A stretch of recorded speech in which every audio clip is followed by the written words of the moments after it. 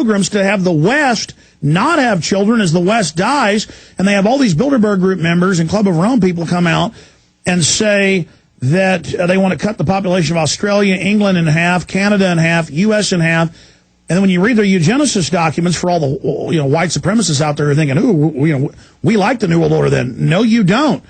Because what you have to understand is they say that they tell the public about positive and negative eugenicists, who they see as the master race needs to interbreed and make smarter, faster, better, longer-lived, more stable people, and then negative eugenics sterilize or kill or get rid of or starve the subhumans in their twisted view.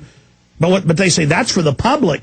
What we want is to actually get rid of our competition that are the whites and Jews and a few other groups, including, quote, some of the higher Orientals, as they call them, that they want world government to knock out their competition. Now, again, I'm not even saying I believe in all this. I'm stating what they believe. How evil is that to want to kill their own race because they believe it's a master race that threatens them? These are some sick puppies, man. These are some sick people, Paul. Right, and knowing the origins of their ideology, it's no surprise, because as you mentioned, okay, we've got top Nazis and future Bilderbergers creating this European Economic Group in 1946. By the early 50s, when they start to meet and plan all this through the Bilderberg Group, they start talking about, quote, pressing need to bring the German people together with the other peoples of Europe into a common market. And these documents came out of the 1955 Bilderberg meeting, documents which have now been released by the WikiLeaks website, which we reported on last week. So in 55, they're talking about creating a European common market, but not by the creation of a new authority. They said it's got to be done via a treaty, otherwise we're not going to get it done. So lo and behold, 2 years later, 1957, the first incarnation of the European Union, the European Economic Community, is passed via the Rome Treaty. Also, in the 55 Bilderberg documents, it talks about, quote, it might be better to proceed through the development of common market by treaty. I've talked about that. It also talks about the need to create a single European currency. And this is in 1955. The single European currency was only proposed in 1992. That's when it was first proposed. And by the way, I'll make this point I make routinely, Paul. This is so important. We'll go back to what you were just saying. Remember in 2007, in all the capital cities of Europe, they had giant parades for 50 years of the euro, and nobody showed up, and it was empty streets, and they said, for all the fireworks displays and parades, they said, but we thought this thing just started in 2000. How is it 50 years of the euro? And that's because of the Treaty of Rome in 1957, you had the European Union, just like with the treaty they had in Waco in 2005 in March, and they said the treaty was secret, but people sued and got it. We are now in the North American Union, and down the road they'll announce, 20 years of the North American Union. People go, but I thought this started last year, and they'll be, it didn't, slave. So please continue, Paul.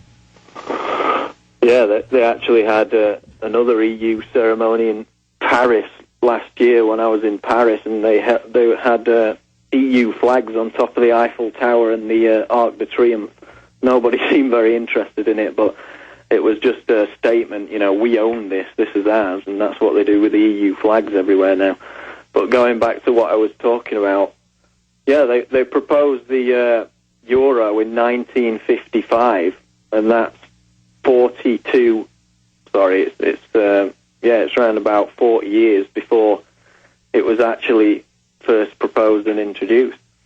And so you've got a straight line between the Nazis, the creation of these groups which laid the foundations for the EU, then the Bilderberg Group, which is when they formalized the policies to create the EU and the euro, and then the creation of the EEC in 1957, and then obviously in the decades since, the EEC got bigger and bigger and eventually became the European Union, in 1993.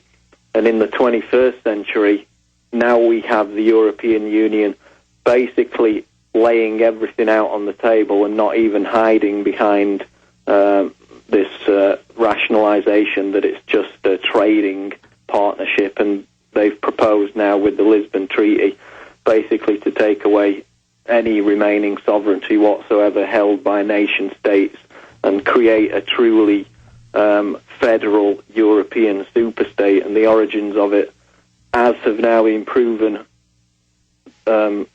vehemently, can be found with Nazis and Nazi ideology. And other Bilderberg Group documents have leaked, and we can publicly see the policies of the European Union. They claim if you're not for open borders, you're a racist.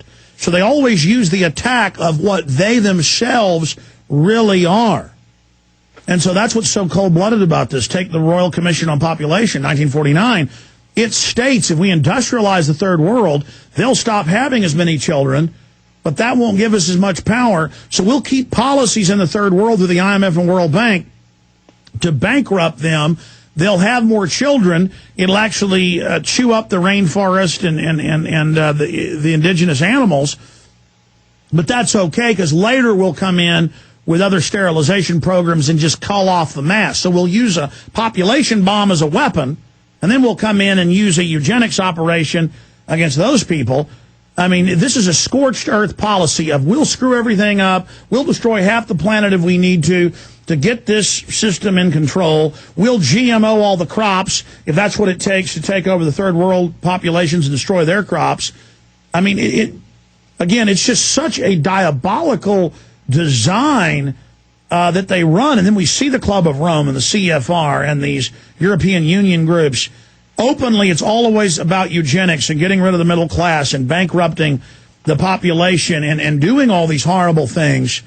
It is just so cold-blooded, Paul Watson, to then understand that this isn't even Nazi. To say Nazi, makes a nice headline in the British newspapers. But exactly. But more than that, it's a scientific dictatorship of eugenics, and the Nazis were only one manifestation of what the Milner Group developed to tear up Europe, so then again, the Anglo-American establishment could come in as the savior. See, the Anglo-American establishment can't come into the Middle East unless they fund radical Muslims to tear up stuff so they have an excuse. They can't come into Europe and take over France and the Netherlands and all these other countries unless they can come in and put a Hitler in to do it. Again, they are just masters at engineering these systems and then using the Nazis on the continent and all those funds and treasure they amassed, telling the rich doctors and scientists and the crumps and the elites, join with us now. Here's the real eugenics plan. Go underground into a corporate state, which is what Lord Milner wanted in the teens 30 years before, and we'll let you in on the real system. And then they did, and now Germany's the main engine of the European Union. I mean, these guys are sophisticated, Paul. Indeed they are.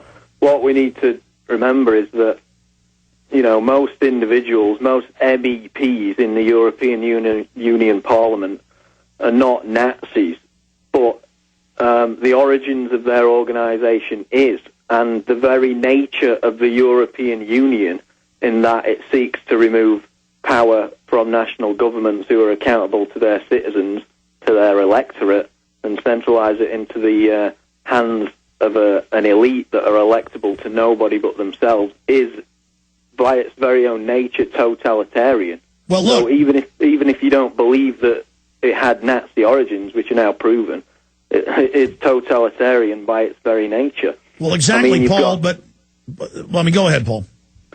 You've got the Lisbon Treaty coming up again in autumn. Now, they can't ratify it without every member state giving the go-ahead, and the only one that's opposed it is Ireland, because that's the only one, apart from a few others, that allowed it to go to referendum. And because Ireland voted no, they're just going to make them vote on it again. They won't take no for an answer. Stay there. We'll do a final segment with you, and then I promise get through the calls that have been holding. Then I'm going to cover the attacks on free speech and news blitz for the rest of the show. Got a whole other hour coming up. Key, saving the most important stuff for last coming up. But I've got some comments on what Paul's covering as well that are very important when we get back. Stay with us.